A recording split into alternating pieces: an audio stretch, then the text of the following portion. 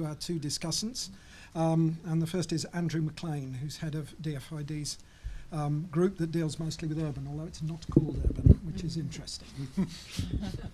Well, there's other people working on urban. I was the one chosen to come into the lion's den and get the DFID bashing. But very polite, yeah, I'm glad to hear it.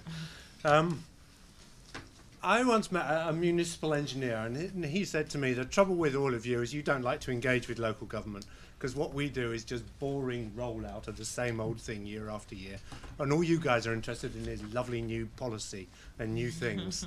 So you never fund us. And it's a really big question for someone like DFID is, do you engage just with the national level stuff, the central governments, which is our sort of history, it's our comfort zone because we are central government ourselves, or do you start engaging with local governments? And even further down, we've heard from David, we should start thinking about community groups and how do you get from a central government department in a developed country to community groups? Do you go through the traditional NGO route, or how do you route that finance down to them? Issues we are always struggling with ourselves. But I think one of the things in my job, my job is actually to try and catalyse private sector investment into developing countries, particularly in infrastructure and basic services. And the one thing this job's really brought home to me is we like to think we're the main show, but we're the side show. If you actually consider how much our money is in the global scale of things, 0.02% of global GDP is aid money. So if you can start getting other people, communities themselves, private sector, other people to start using their money to invest, you can catalyse a whole lot more investment and do much more. Because we're talking about trying to get to scale. And when you start dealing with just small groups here and there, are you actually hitting the biggest problems? Now, some of the ideas of that scale we just heard just now, one of them was that example from Luanda, where people are paying 500 times the cost of water of people in Cairo. Now, you can be pretty sure that people in the middle of Luanda are getting 24-hour-a-day water to their executive oil-funded blocks. But they're probably getting subsidized water because they've set the tariff so low that no one wants to invest in Luanda's water anymore. And often you have this thing about subsidizing costs of services to the poor. Sometimes you're pushing them down so low, you're stopping people actually investing in. And so in the end, who suffers? It's not the urban elite. They still get their subsidized water.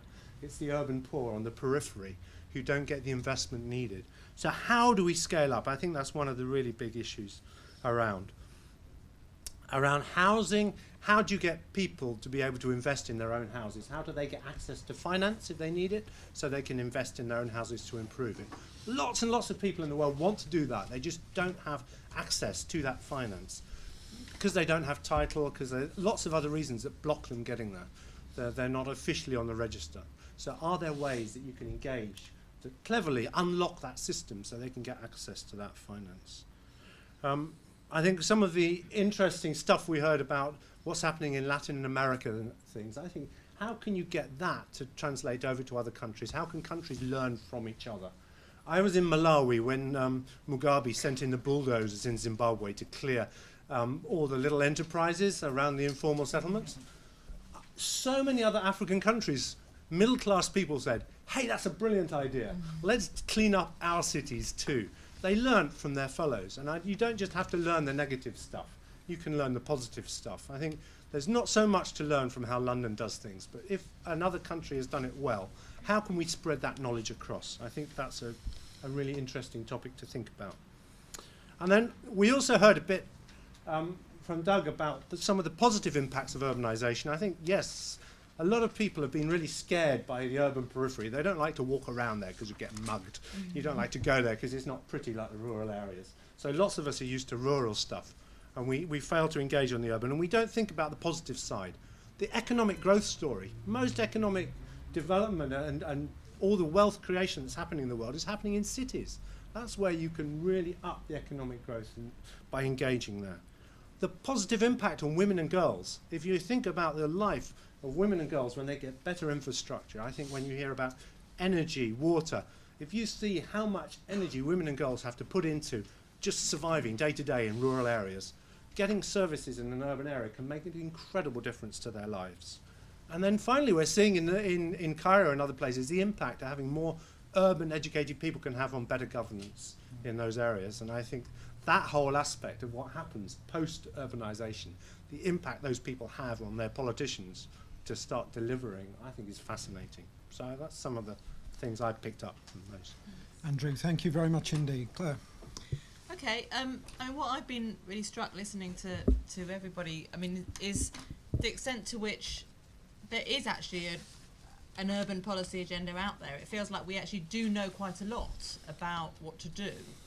The problem is that in a lot of countries it's not happening.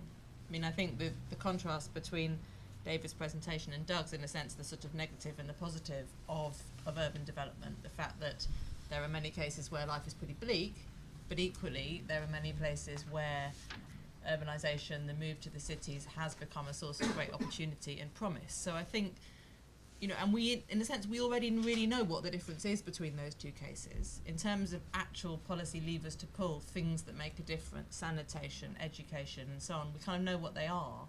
But the problem is that in all too many cases, it's not actually happening. So I think, in terms of the post-2015 agenda, the, you know, one interesting question to think about is how can a post-2015 MDG agenda provide a kind of the right incentives and the right targets to sort of push people to do more of what does seem to work and to see things a bit differently. And I suggest there are sort of three things, in a sense, the sort of could do betters of the MDGs on urbanisation. The first one is obviously, as David has said very eloquently, information, is knowing what we're dealing with and understanding better. Now, every single time you get, I would say, probably more than 3 development researchers in a room, the first ask is always for more information and better data. And I think that's absolutely true, and there are lots of ways that we could improve our knowledge and facts and analysis of urban issues. Obviously, also, one shouldn't let an absence of data be a kind of barrier to action. It's going to be a really long time before we get great data, and that's not an excuse to not do things.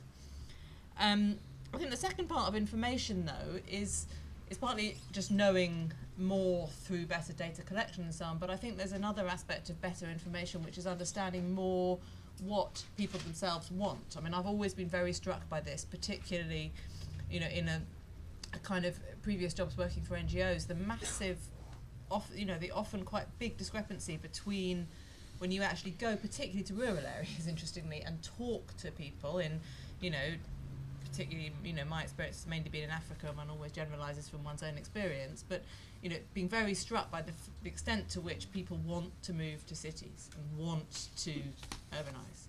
But then, you know, often when you talk to development activists and NGOs and so on, the assumption is that what we should be trying to do is to make it nicer and easier for people to stay in rural areas. And that just because poverty is still predominantly rural doesn't mean that the solutions to poverty are predominantly rural. And I think there's 2 aspects of that information about, you know, the data on people's lives, but the information on what people themselves actually want and how they define development. So I'd say those are the sort of 2 information needs that we should really be thinking about in terms of designing a post-2015 agreement. Clearly, you know, what's very clearly come out today has been some of the ways in which, you know, we could do better in terms of practice, in terms of the kinds of development interventions that are happening and the priority accorded to different interventions.